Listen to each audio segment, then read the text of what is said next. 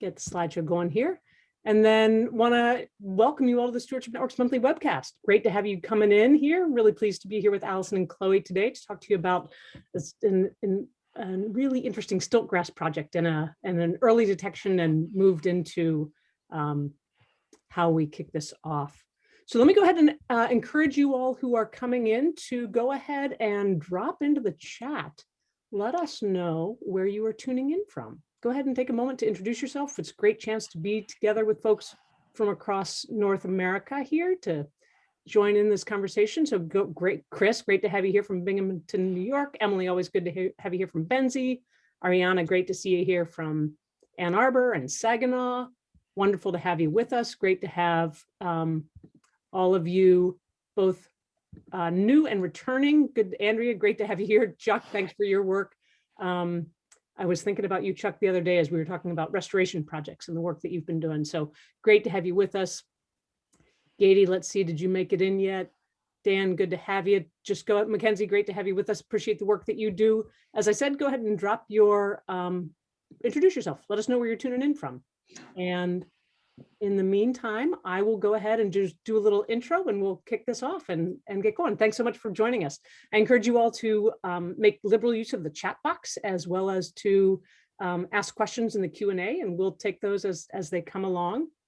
Again, I'm Lisa Brush, and I want to welcome you to the Stewardship Network's monthly webcast.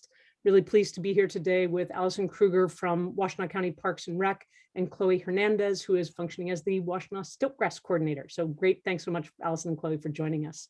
For those of you who aren't familiar with the Stewardship Network, we are a 501c3 nonprofit, and our mission is to protect, connect, equip, and mobilize people and organizations to care for land and water in their communities. So we are the capacity builders that help you all stay outside and do the amazing stewardship work that you do, to connect you to each other, to provide all kinds of different resources to accelerate and amplify the amazing stewardship work that you do in your communities. As I said, we're a 501c3 nonprofit that formed in 2004. We're a national and international award-winning model for revolutionizing the way that land and water is cared for in communities, because we're all about getting people outside and stewarding their properties and connecting with people to learn more about those. As I've always say, partnerships and collaboration is the name of the game at the Stewardship Network, and you all online are a great representation of those kind of partnerships and collaborations. We work throughout the Great Lakes as well as in California, and our member communities are kind of the hallmark of the work that we do. We work with all volunteer nonprofits to international NGOs, to funding sources, municipal, state, federal, tribal governments, contractors, students, private property owners, volunteers, you name it. They are partners of the Stewardship Network. As I said, our member communities are kind of the flagship and the backbone of the work that we do. They are geographically based groups that are made up of all of the people that care for land and water in a specific community. And they do all kinds of things like this Washtenaw Stiltgrass project that you're going to learn more about, as well as prescribed fire programs, tools sharing programs, all kinds of different neat on the ground things. And so encourage you all to learn more about them. If they are in your communities, hook up, join up with them. And if you are interested in starting a new one, let us know. I want to thank you all online who are contributors, financial contributors to the Stewardship Network. Each and every second Wednesday of the month during the Eastern Time Zone's noon hour. It's shocking to me to think back that we've been doing these webcasts for more than 15 years, back when we didn't have these iPhones, back before everybody thought this was so cool and we were not online Zooming all day. And so your financial contribution helps enable us to continue to broadcast these free online interactive webcasts. So thank you very much for your financial contribution. We are in the midst of our spring challenge right now. So many of you all are reporting your stories and your photos and pieces of being outside. And again, you know, the spring challenge is really about showing the collective impact of the work that we do to control invasive species in our communities. It can sometimes feel overwhelming and alone, and are we really making a difference? But when the spring challenge really collects all of the data from you all, the work that you're doing in your individual community. So keep reporting the invasive species you've been controlling, keep sending us photos. We'll keep posting them online and sharing your stories. So thanks so much for being part of that. We have our call for abstracts. That's a funny photo to see of me. We have our call for abstracts. We did our conference virtually last year, and we had folks say it was the best online experience they've had.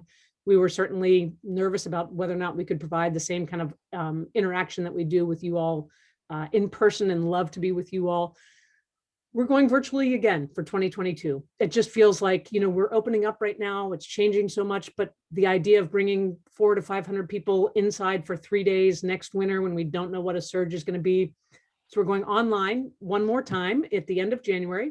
The great thing is it means you don't have to travel. You can lower your carbon footprint, but we have our call for presentations out. So visit us at stewardshipnetwork.org/conference. Share your work. We'd love to present the work that you all do and share that with folks at the end of January next year. So the deadline for that is the first week in August. So you've got a couple months to put something together, but would love to highlight your work. With that, Allison, I'm going to turn it over to you all to share our June 2021 webcast, a follow-up on the stiltgrass management, on the strategy of management of stiltgrass in the wake of early detection. So you'll hear the story of what stiltgrass first being detected a few years ago, and the strategy that an amazing group of almost mutual aid response to an early detection of an invasive species. So with that, Allison and Chloe, I'm going to turn it over to you, and you can steal screen sharing from me. Awesome. All right, let me get this set up.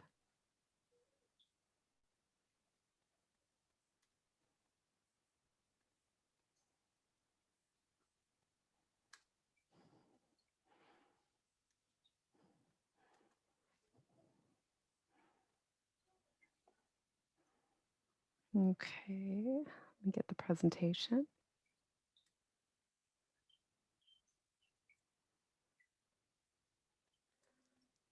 All right. Hello and welcome, everybody. Thanks for taking time out of your day to join us. My name is Allison Krueger, and I'm the Stewardship Manager for Washtenaw County Parks and Rec.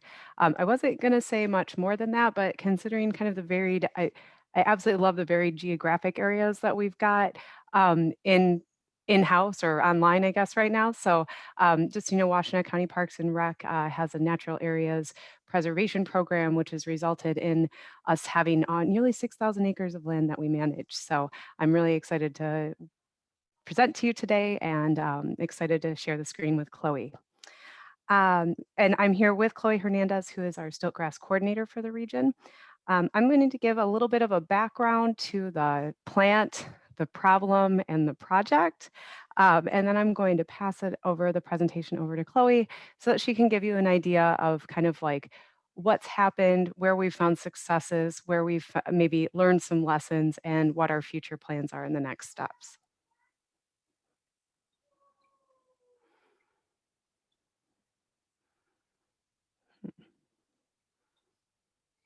Okay, so if this at all looks familiar to you, it very well might be.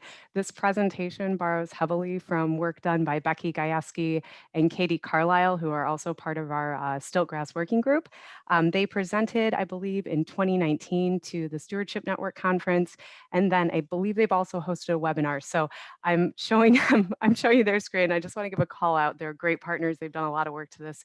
And Chloe and I had to put this presentation together rather quickly, so we greatly appreciate the ability to use their slides as a format moving forward. So I'm just going to give a brief introduction to stiltgrass. This isn't necessarily a lecture on stiltgrass, its impacts, its concerns, its identification, but we want to make sure you all have some background on the plant, since this has been a huge focus of many of our work over the last few years. It is an annual grass that's native to Asia. It's been introduced to the US since probably the early 1900s. It grows in shaded, damp areas, so that can be road edges, that can be ditches, that can be forests, that can be any kind of like a music woodlot in particular. It seems to take very good footing in. It's an annual grass, and typical of other concerning invasives, it's aggressive and a prolific seed producer. It's very successful at what it does.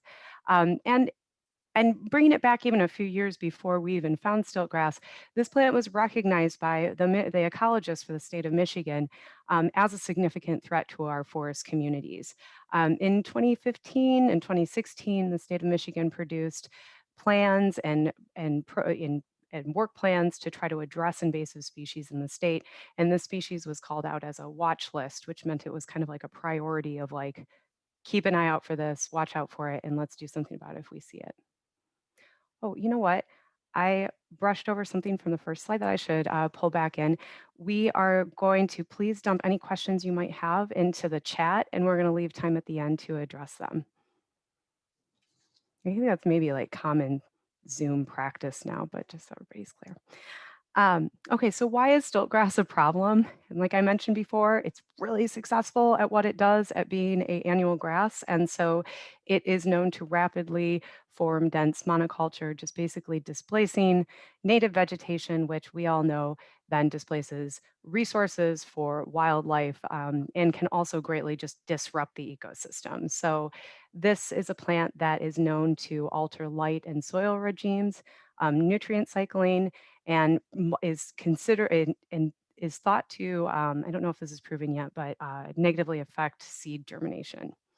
Um, it's unfortunate it's not eaten by deer either, which in our community in particular would be useful, but it's not.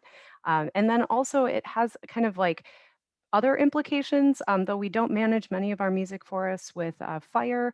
Um, if we did want to use fire in areas where this thatch builds up, it's shown to burn so hot that it can just sterilize the soil underneath, which is never the goal of a prescribed fire. So again, this is not necessarily a lecture or a presentation on stiltgrass identification, but I want to make one point here that it's actually not until you've been trained or understand what you're looking for. Other species can look very, very similar to it. Specifically, our white cutgrass or Leargia virginica, very difficult to tell the difference without some training and some background research. But even things like smartweed, the leaf and just the width and the length can kind of look similar. After working in the field and treating this over the past few years, sometimes we jokingly say we can go stiltgrass blind because we've just looked at it so much that was almost like we can't differentiate anymore. So we encourage anybody to get training. If you think you have stiltgrass, reach out to maybe a plant enthusiast, a botanist, or a state level biologist to just confirm the ID because we've definitely seen a lot, and with white cutgrass in particular, it can be misidentified. And I couldn't leave you on the pictures of what isn't stiltgrass since this whole presentation is about the threat of it. So I wanted to point out these are images of stiltgrass. And just the one identification characteristic that you're going to see repeated in this in the images on here, because we always try to capture it, is that stiltgrass has this almost like a reflective vein along the center vein. It's a slight reflection on the leaf, and it almost appears to give like a slight like a striping down it. That's the best characteristic, I think, in my opinion, to identify.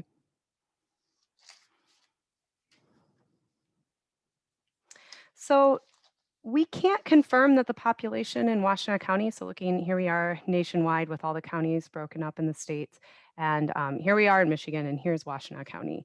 Though we can't really confirm that the population we found in Washtenaw County was the first, we can confirm that it was the first documented and that it continues to be the largest documented in the state.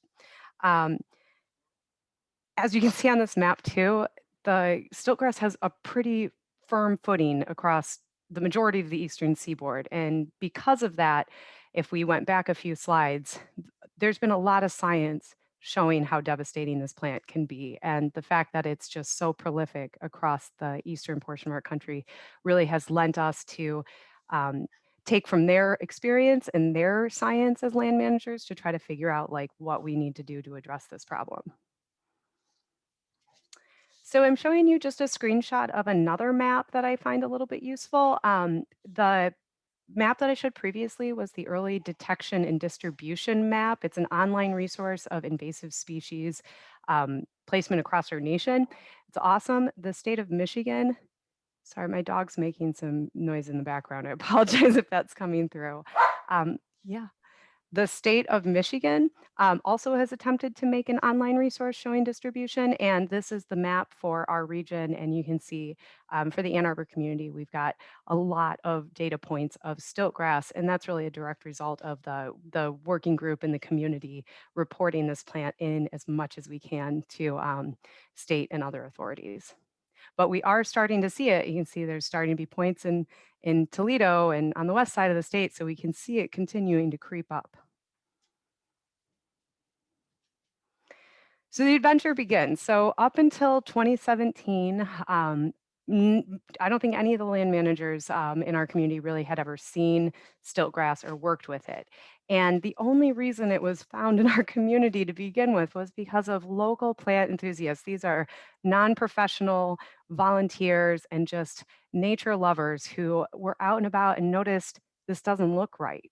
And from that, they rallied support in the kind of like the conservation organization, conservation community. And we stepped up and we kind of rallied together and took this one site on, and we used it as a way to train our employees on identification. And we tried to figure out if manual removal was useful. And we went in, and on this one property, we removed it one season. And I, I don't know if I can say with all honesty that we thought we were really done at the end of 1 year, but we found in 2018 that multiple years of management were going to be needed because we found many, many more properties with it. So in 2017, we started to get the word out. In 2018, the word had started to creep out, and the community had started to find this across a much larger area than what the initial find was. And again, like this, the increase of land that was found and the increase of populations, yes, it was due to some populations found on public property, but a lot of this was neighbor to neighbor speak and neighbor to neighbor talking about it. That happened along in conjunction with a few property acquisitions and then the discovery of this plant on land that was conserved by Legacy Land Conservancy, which is a large land conservancy in our region. Their protected land abutted next to land that was managed by the City of Ann Arbor's Natural Area Preservation Program. So then they found it on their land. And then that also corresponded to my organization purchasing land adjacent to the city's land and then finding it all across our land. So in a nutshell, now the map that I'm showing on the left side of the page, I understand it's hard to kind of place that, but I believe we went from like one population to kind of almost 600 acres of potential land where we were finding it. But along with that discovery, we also had some really, I'll say, uh, partners who were just able to put resources down to help figure this out in our community. So we had the county parks, we had the city parks, we had the Huron-River Watershed Council, the Stewardship Network to back us up, and the Huron-Arbor Cluster is the local cluster that we all work with, as well as we've had significant support from the Ann Arbor chapter of the Wild Ones, and as well even like local level township support in the municipalities. And I also want to call out, because I think I've seen in the comment section that there are some other SISMA folks out there. So just the SISMA stands for the Cooperative Invasive Species Management Area, and Washtenaw County is lumped into a SISMA with Jackson and Lenawee counties. So if you see that on the bottom of my screen, the JLWCISMA, it's kind of a mouthful, but that is our kind of collaborative network to help with invasive species specifically. So in 2019, we started to realize that this was a big problem, and we started to get concerned as land managers, and the community were concerned as landowners. And at that point, we were able to really put resources in. We were able to reach out, find some funding. In 2019, the state of Michigan funded us to, with a small amount of money, just to start coordination efforts and treatment of the stiltgrass on private landowners. Because I think, as if you're familiar with this work, it's very hard to we have no legal ability to mandate somebody remove something off of their property, and especially with plants. And so how do we try to address a community with public and private landowners? So we've had a lot of help from the state of Michigan in 2019. And then also in 2020, we were awarded, with help from the Stewardship Network, a grant from the Forest Service, which helps fund our coordination efforts in 2020, and it continues to help fund the efforts in 2021.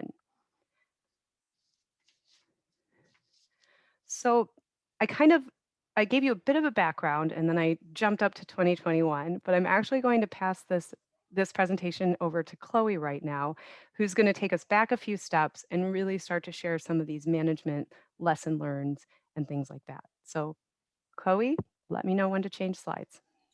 Yep, I'm ready for the next one.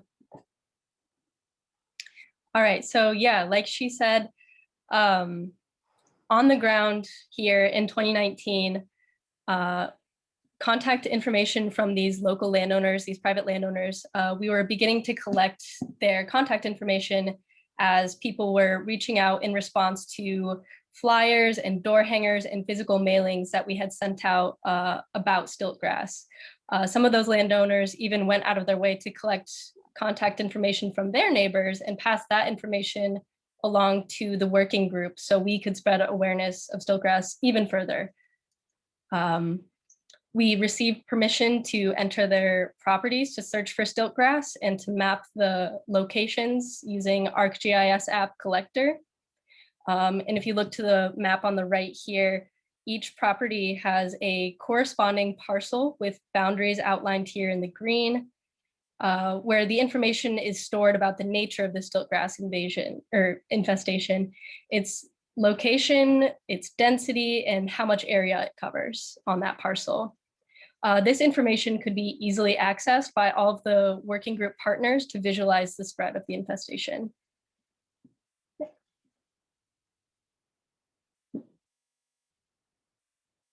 Oh yeah, I'm ready for the next one. I think you're muted. Okay. All right, so this map here on the left is from 2018. If you see this small cluster of dots up in the top left corner, this is the initial population that was located in 2017 by those plant enthusiasts. So we were there in 2017. We did hand pulling. We did what we could to eradicate that population. And we thought that we had it under control. Like Allison said, we weren't entirely sure that we had eradicated it completely, but we thought that it was an isolated population of Stiltgrass. But this map here is from, on the left still, is from 2018. As you can see, it expanded and we found more and more of those red dots. That's each Stiltgrass location up to the north of the Huron River and to the bottom of the image. So yeah, much bigger problem than we initially thought that it was. And if you look to the right here, this map is from 2020, our last year of data collection. As you can see, the points are much more dense. The populations were growing. We were surveying more properties and finding new infestations that we hadn't seen before. So creating this data archive was to give us a reference of a visualization of all the populations, and so we could communicate the treatment needs to contractors, so we know where it is, where it needed to be treated, and things like that. Next slide. So here's our invasion curve graph. In 2017, we started out kind of here on the left side in that green zone where we did early detection, rapid response. We thought that there was a small area infested, and control costs at that time were relatively low. Moving into 2018, 2019, we realized that we had a larger issue on our hands and it was in more places than we had initially thought. We moved into this yellow and red zone where the infestation area is large, treatment cost is becoming very high. And at this point, we are starting to believe, or well, we have pretty much confirmed that mitigation may be a more realistic goal than complete eradication, which might not be possible at this stage. Next, yep. So switching gears here a little bit, the Stiltgrass Working Group has received financial support from different sources over the years, which allowed for the purchase of herbicides, backpack sprayers, weed torches, as well as funds to hire contractors and coordinators to carry out our mission. In addition to the financial support we've received, we also have a wonderful and supportive community on our side. Next slide, please. So after the first 2 years on the Stiltgrass project, we realized that spreading awareness about the threat of Stiltgrass was no small task, and there needed to be a position specifically dedicated to this work. So moving into 2019, as the Stiltgrass Working Group became a more formal entity with funding, the newly appointed Stiltgrass coordinators defined and spearheaded our approach with the support of our partners. The working group has been immensely successful in expanding our network of community members through email blasts, mailings, local newsletters, and word of mouth. The landowners in the area have largely been responsive and supportive of the Stiltgrass Working Group, and we credit this support to the very strong environmental ethos that was already present among the community members before Stiltgrass ever even arrived on the scene. In this area, Millage for Natural Area Preservation passed with 75% support, just to give you an idea of how popular conservation efforts are among these folks. So we were truly unique in that way. So next slide.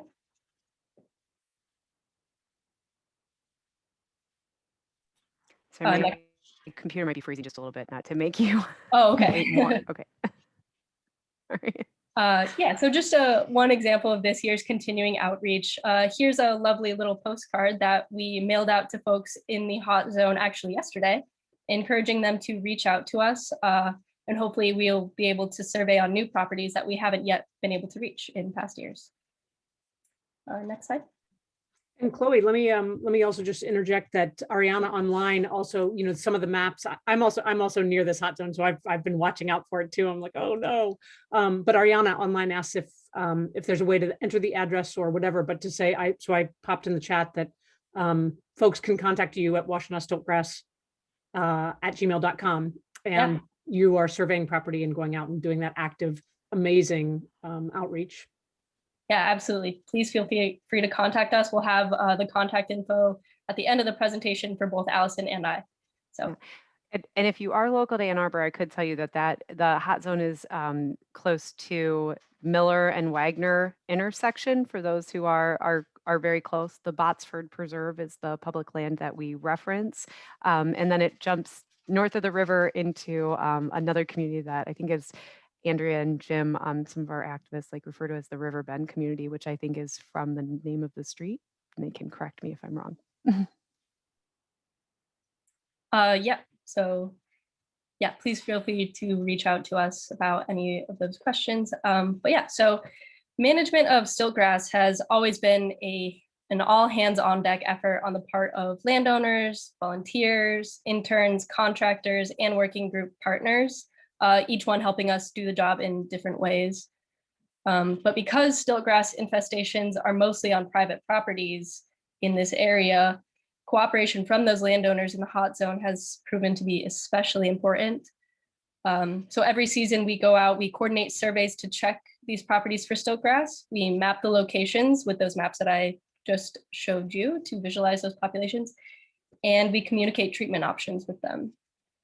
Next slide. So the funding we've received over the years allows us to hire contractors to conduct herbicide treatment at no cost to the landowners. And through our experiences of surveying and treating the same locations year after year, we determined that application of pre-emergent herbicides such as pendimethalin and post-emergent herbicides such as glyphosate and pelargonic acid is quite effective for this. With pre-emergent herbicide, we encourage landowners who mostly have Stiltgrass in their lawns to do application themselves anywhere from late April to the end of May to prevent germination of those Stiltgrass seeds that are present in the seed bed. Oftentimes that pre-emergent though does not prevent 100% of the Stiltgrass seeds from sprouting, which is where we make use of that mapping data and revisit those sites from late July to August to apply post-emergent foliar sprays to kill the plants that remain still. We typically use glyphosate in the lowest possible concentration that is still effective for Stiltgrass. So that's about 1/4 to 0.5% solution. There are, of course, valid concerns that have been raised about the use of glyphosate and other chemicals found in herbicides. So we have also explored several non-chemical options over the years, such as hand pulling, weed torching, and mowing. To get into those a little bit, hand pulling is most appropriate for small infestations as it is quite labor intensive and takes a long time. And once pulled, we take special care to dispose of the Stiltgrass in garbage bags, not with compost, as that could spread the seeds, creating a bigger issue than what we were trying to prevent. So hand pulling ideally would take place in late July to early August, again, when the plant has matured, but not begun to set seeds. And sites usually need to be revisited 2 or more times to pull plants that were missed. Propane torching is another non-chemical method we use. It's effective when done just before seed set in August, and it takes less time than hand pulling, but takes longer than spraying. This can also be pretty labor intensive, but it is pretty fun to do as well. So, and the final mechanical treatment option that we have tried in the past is mowing. This one we don't often talk about with landowners as much because it is quite difficult to mow in these dense forested areas where stiltgrass is often found. We've also had experiences with landowners where mowing seemed to facilitate the spread of stiltgrass because it doesn't remove the plants or the seeds from the affected area. So this option can be kind of tricky. Right, next. So onto our treatment results. In 2020, we surveyed over 530 acres of land, which was a record year for us. We mapped a total of 17.8 acres of stiltgrass infestations, and of that, we were able to treat 88%. From the data we've collected from 2018 to now, we maintain that herbicide, when applied accurately and in sufficient amounts, was the most effective method of control and the least labor-intensive option. Torching also works, but it is time-consuming. And hand pulling decreased stiltgrass, but did not eliminate it. It's very easy to miss those small individual plants, and it's also very time-consuming, and overall we feel not worth it, especially on those super hot summer afternoons. But with any of these any method of treatment, it's always important to check back on those sites to spot treat any stiltgrass that remains. Next. So some management challenges. One of the major challenges that we have encountered in our work is hesitation around the use of herbicides, specifically glyphosate. We feel, though, that the use of glyphosate to treat stiltgrass is appropriate on the relatively small scale that we work on. And like I said before a few times, it's the least labor-intensive method of control. Taking these things into consideration, we feel that the threat of widespread stiltgrass invasion is a greater risk to our local ecosystem health than that posed by the use of herbicides.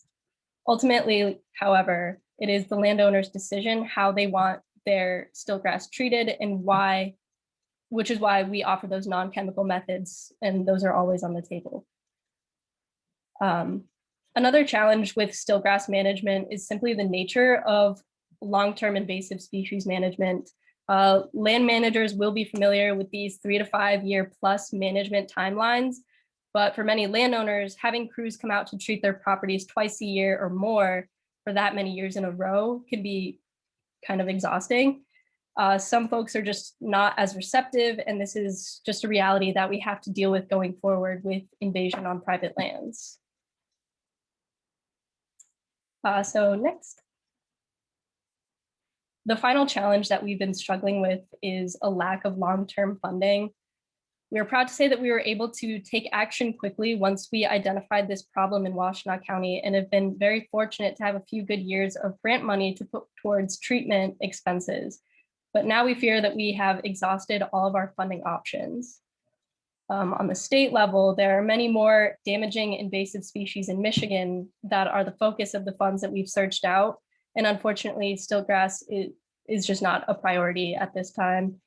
The small area of the hot zone also makes it difficult to create a competitive application for federal funding sources. One positive note, however, is that we have secured some last-minute funding from Scioto Township this year.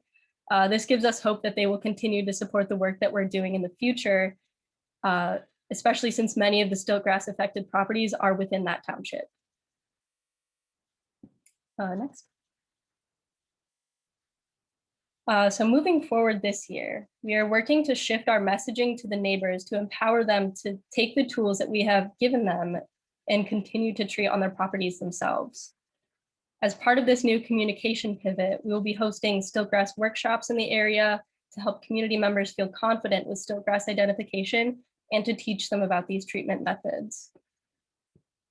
While the Stiltgrass Working Group may not exist in the same capacity next year that it does today, we will still work to maintain those relationships that we've formed with the wonderful neighbors who have been especially active in stiltgrass management. They've been a key component to our successes. We've also learned over the course of this project that the neighbors talk. They share information about stiltgrass, treatment tips, they check in with each other. So we thought that a good way to streamline that communication would be to create a Facebook group where we can be available as a resource to answer questions, provide information, and facilitate those conversations. Next. So in spite of the uncertain future of the Stiltgrass Working Group, we want to take a moment to celebrate our successes. So we've had successful outreach to over 130 neighbors in 2020. We've hosted numerous workshops to teach identification and treatment. We've surveyed over 500 acres, about 530, 540-ish. We've had professionals, volunteers, partners work over 1,000 hours to manage stiltgrass. And we've created a coalition of land managers keeping eyes on stiltgrass who can use this experience to plan and respond to future invasives. Next. So some of the lessons learned that we would pass on to fellow land managers dealing with stiltgrass or other invasive species. What we've learned is that stiltgrass may be here to stay. Mitigation may be a more realistic goal than complete elimination. Data collection, form a data collection plan early. Keeping accurate records like we did with our mapping and contact information, it can help land managers evaluate progress and report successes. And lastly, just communicate far and wide, sound the alarm to organizations in your area. For us, making those connections with partners and landowners has helped us have the successes that we've shared here today. So next, and with that, we are going to turn it over to the audience to field any questions you might have for us. If you want to move to the next slide. And there was a question, Chloe, can you explain, and I'll type it in the comment box. We talked about post-emergent glyphosate as well as pelargonic acid. Can you explain the pelargonic acid? Yeah, so pelargonic acid, that is known probably more commonly by the brand name Scythe. We use that probably less than glyphosate. It is it's very fast acting, whereas glyphosate kind of can take a few weeks to die back. Yes, pelargonic acid. Thank you for typing that in the chat. I would not know off the top of my head how to spell that, but I hope I'm right. Somebody will correct me if I'm wrong. I believe you are correct with that one. Yeah. So Allison, if you have anything to add on the use of that, I'm not as familiar with that as I am with glyphosate. Yeah, pelargonic acid, it is a non-selective herbicide and it works to just burn. I use the word burn, but I guess I shouldn't because we talk about torching and other real acts of burning, but whatever it hits, it will just brown out and desiccate the leaf. So we've had luck in using that in a late stage of stiltgrass control, and it just turns it into dry, crispy leaves, but you have to catch it before the seeds are formed. So rather than glyphosate, which is taken in and then kills the plant systemically, this works to just burn the foliage so that it's not able to continue its life. Yes, and then Allison and Chloe, can you also speak to the pre-emergent herbicide, what that one is? So pre-emergent, generally we use that more so in lawns than in forested areas, infestations. Usually that will be something like preen or pendulum. And that we would recommend to landowners to apply about 2 to 3 weeks before seed germination. So like I said, that would be like late April to the end of May in our area. And that works to prevent, the germination of stiltgrass seeds. So they ideally would not come up, although, some seedlings will still germinate if you don't get it in that specific window. And those generally are not, those are typically included in people's lawn care. So if they have a landscaping company that they have hired, generally those things will be included already. So we had another question about off damage. off-target damage for palgranic acid. And I wanted to kind of clarify something. So our concentrations of using glyphosate are so low that we've actually been able to spray off target and not kill perennial plants that are adjacent to it. We might do damage, but we don't, it's not a complete, I think it's a 0.25 to 0.5% that we're using with glyphosate to kill stiltgrass, but that doesn't always kill off native perennial vegetation. But from the palgranic acid mix that we use, if we spray off-site with even the low doses that we're using, we still find that we will disrupt the off-site or the off-target species. I hope that, is that Yeah. Okay, cool. Yeah. And then is it labeled for aquatic use? No. Okay, great. So in and near creeks, you are not using that? Nope.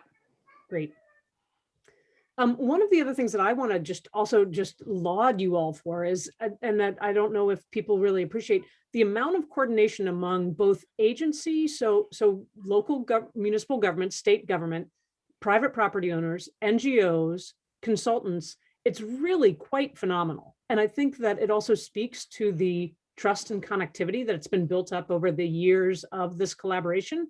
I don't think that the group, absent the fact that the group has been working together collaboratively for more than a decade, the speed with which the groups came together to coordinate and form the working group and address issues that might normally be very tricky in terms of, can you treat off your own properties? How do you coordinate? You know, the boundaries that are often so stark in terms of this is my property and not, is really quite fabulous.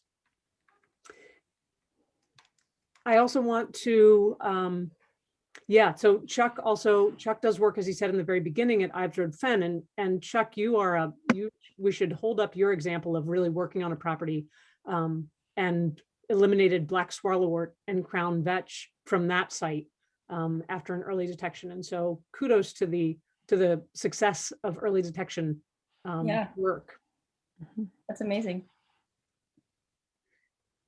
Another question, Andrea Matthews also points out that at the height of 3 inches, stiltgrass can set seed. And so then that's the challenge. That's about at the mowing height. And so can you also speak a little bit to any theory that it's being spread in lawns by mowing companies, by lawn care companies? Yeah, I can fill that one, I guess. So yes, that is definitely one theory that we have about how stiltgrass is being spread just through lawn care companies, mowing and on boots. We also think that a major way that it's spread through the area is white-tailed deer. Construction crews also we've seen come in, doing work on people's properties. They will have like a trail of stiltgrass just following where they've been. So yeah, it can be spread by all of those things. Definitely lawn care companies can be a big one. So we have to make sure that we're being very vigilant with boot brushing and making sure we're not spreading those seeds where we can. Great, thanks. And then Andrea also pointed out in the chat that that they have. So Andrea is actually the property owner that yeah, exactly. well done, right? To Andrea and Jim, kudos to you too for really bringing it to the attention of the local groups in the state on this. And so they have been at it for about 5 years, and that the seed bank is exhausted. So can you speak a little bit to what you're finding in places that you've treated with multi-year treatments? So I would pitch this one on over to Allison. She has actually been on the project longer than I have. So I don't know if you could speak to that at all, Allison. Yeah, I'm pretty sure that we were able to document success in shrinking populations with treatment from 1 year to the next. I'll say at the county level, so the county owns about 20 acres that we clear of stiltgrass every year. And we've successfully seen our hours in management decrease, but we're really on the fence. And despite having this amazing handheld GIS technology, patches of stiltgrass are so small that we just can't accurately map everything. But when Katie, my coordinator, and I go back and forth on like, are we actually reducing it or are we just getting better at treating it? And we're really trying to figure out a creative way of answering that question. But I think all partners at the table, including our private landowners, like would say that if you manage, you see a decrease. Right. So we know like management is successful, but it is definitely in need of a 3 to 5 year time frame. It is not a single or even 2-year time. Right. As it is with most invasives. Yeah. Yeah. Can you, Jillian asks a little bit about the data collection and the GIS mapping. So you just touched on that. Can you talk a little bit more about, just talk about how you manage it too? Because it's really cool for me to watch from the outside. Again, that kind of the data sharing and the coordination that goes on with this is really to be replicated in other places and hailed as a great success here.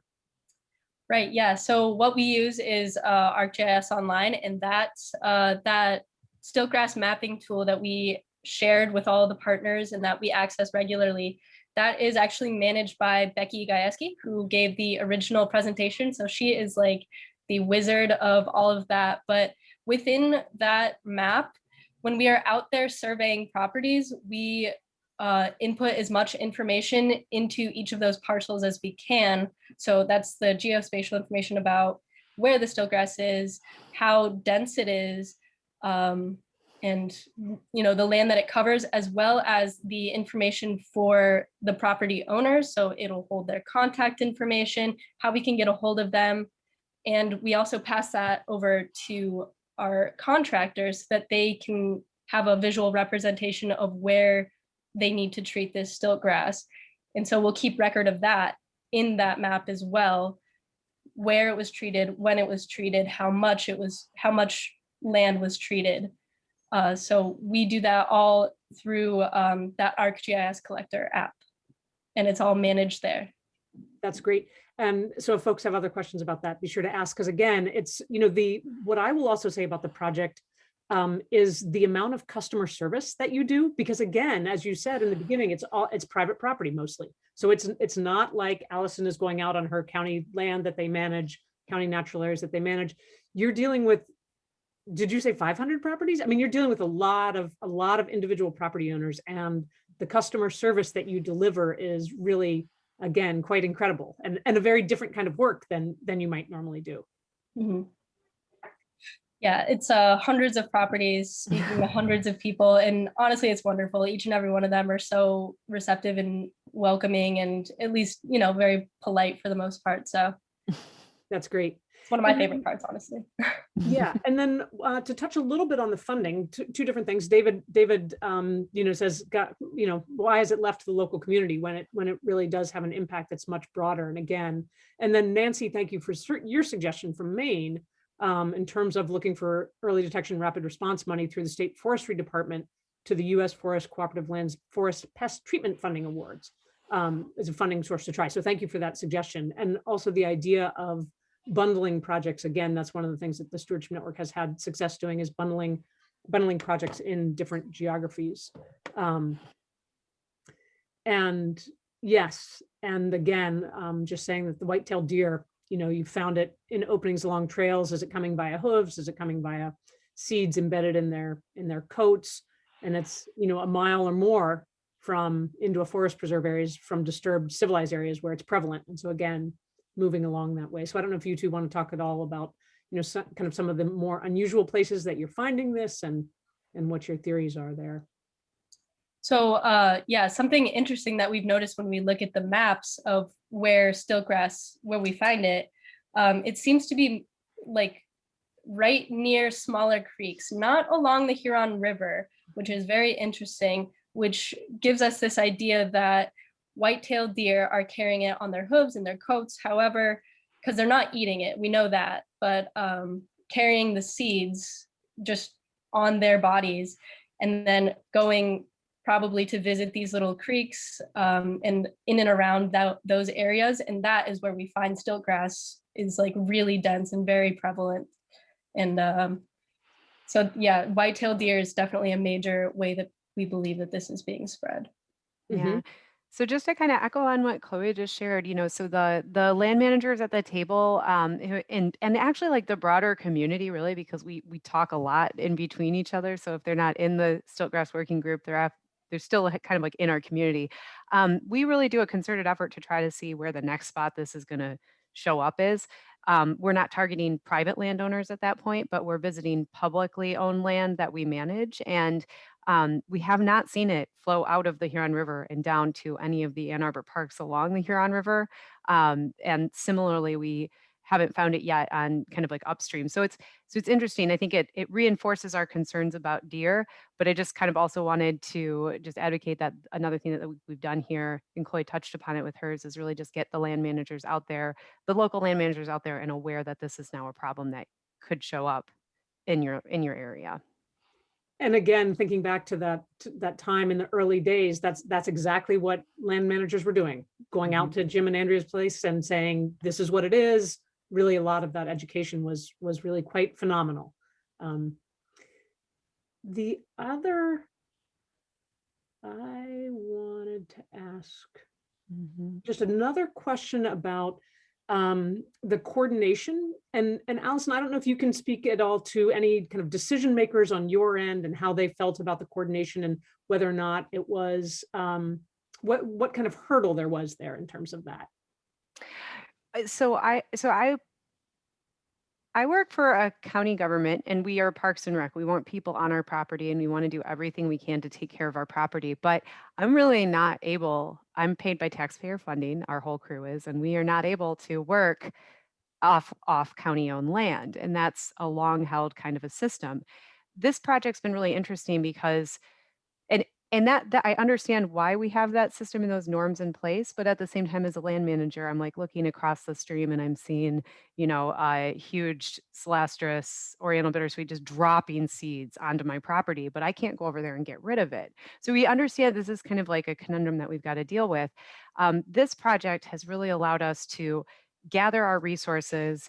In the funding slide that Chloe said, it's like we've been we've been successful in getting over $50,000 or so in funding, but I don't even know how to put a number to the on the ground resource and expertise that our partners here on River Watershed, the Stewardship Network, like the city of Ann Arbor, have all put in creative ways to build infrastructure that's needed to make this project successful without blurring the with blurring the lines, but without being working directly on other people's properties. So it's really interesting, and it's also really frustrating because if Stiltgrass shows up in the middle of nowhere in Lenawee County, they don't have this infrastructure, like they just don't have as many. So I appreciate Dave's comment about like it is really frustrating that these issues are really put at a local level to solve when they are small, and I think that's something that our group learned. But at the same time, the state funding is going to deal with hemlock woolly adelgid, oak wilt, and other things that are also terrifying. So it's just there's not enough money for everything. And we'll see if the Stewardship Network can do a little something about that. We've got something up our sleeves, so we'll see. Yay! Yeah. You guys are magic. And then another quick question. Ariana, new to Ann Arbor, welcome to town. Welcome. And I don't know, Allison, if you can speak a little bit about invasive species lists that are around, and maybe a little bit more about the Huron-Arbor Cluster, and maybe some of the steward circles or other tips for local folks to be involved and gang up with the community. While you all were talking, joined the Facebook group, and Ariana, there's a Southeast Michigan naturalist Facebook group that you can also join that's got all kinds of different things about that. Yeah, so if you're new to the Ann Arbor community, you have very strong organizations to help you learn and become familiar. You also have this amazing network. I think Ann Arbor has over 180 parks within the city of Ann Arbor. Many of them contain natural areas. And then the county now has this over 6,000 acres outside of it. I would encourage you, yes, to sit in on the stewardship. Let's see, both the city of Ann Arbor as well as the county offer kind of what we call Stewardship Saturday events, where we invite you to join us on a land management activity. I know that the counties are the second Saturday of every month, but we could default or share that information about when the city, don't remember when the cities are, but they also run concurrently. It's a great opportunity to work with land managers and also just like explore a totally new park or a new area of a park that maybe you've never been before. I know that the Stewardship Network is still hosting, what is the morning? I'm sorry. I'm having Yep, a moment. Steward Circles on the second Tuesday of the month. Yep. And is that gone totally online also? It has gone online, and we're just now wondering about, can we start? It's usually a group of between 8 and 20 people talking about a given stewardship topic at Brugger's Bagels on North University at 7:30 in the morning. And Chuck, also great suggestion that the Michigan Botanical Club Facebook page is another great place to get things answered. So thanks for sharing resources. Yeah, and I shouldn't only limit that to the governmental organizations. I'm such a municipality-minded person here. I'll also say that Huron River Watershed offers amazing stewardship events, and they get you in the water looking for really cool things. So they're our water-based organization, and if you're interested in getting a pair of waders on, they would love to get you involved. As well as even the land conservancies, Legacy Land Conservancy. I know they own land and they offer people. And I think I saw on the participant list earlier that Julie McLaughlin from Southeast Michigan Land Conservancy is also online. That's one that I'm in Ypsi in the community. If you're on this side, they have a tremendous amount of land along the Superior Greenway, and they host public events also. Great. I want to just briefly touch on Tom's question about any kind of restoration post-treatment. Yeah, so we try to do native reseeding after we do treatment, but that seed bed is present there with stiltgrass. So we kind of have to focus on, at the moment, we kind of focus on just making sure that invasion doesn't reemerge year after year. So before doing any restoration, you kind of have to make sure that the stiltgrass is gone, which is a very difficult thing to do because those seeds can remain viable in the soil for so long. There have been some successes in areas where native reseeding has happened, where it's stiltgrass, where it's more resistant to stiltgrass. So there's that. I think that could probably be a viable option as far as restoration goes. But yeah, Great. I'll stop Yeah, there. thank you. Yeah, and then May, thanks for your work in Southern Indiana. We definitely have learned a lot from you all in this region who've been doing this a lot longer. Also want to point out that Chuck says they run work days at Ives Road Fenn every Saturday from 9 to noon in September and October. So continue to join that. Chloe and Allison, I want to thank you all so much for presentation today, and also for your work in this regard. I want to, just as we take a moment here to wrap up, I want to again thank you all online who are financial contributors to the Stewardship Network. I want to remind you about the Spring Invasive Species Challenge. Report your work, share your stories. It's a great chance for us to just realize, and if nothing else from this last year, our connection to nature and to each other has been emphasized. So my appreciation to you all for the work that you do goes out. Want to again remind you all about the call for presentations for the 2022 conference at the end of January, which we are going to do virtually. So again, share your work. And we will be back on the second Wednesday during the Eastern Time Zone's noon hour. So Pacific time, 9 to 10, put it in your calendar as a recurring event. Each and every second Wednesday, you will find us here. And we'll be talking with Steve Apfelbaum from Applied Ecological Services, who's been doing ecological restoration around the globe for decades and a real pioneer in the work. And so we'll be back with Steve, not on June 9th, but it will be in July. So again, Allison, Chloe, thank you so much for being here. Thank you all online for joining us. And we'll look forward to being with you again next month. Yeah, thank you. Thanks for letting us spread the word more. Yeah, exactly. It's an ongoing thing. Great. Thanks all.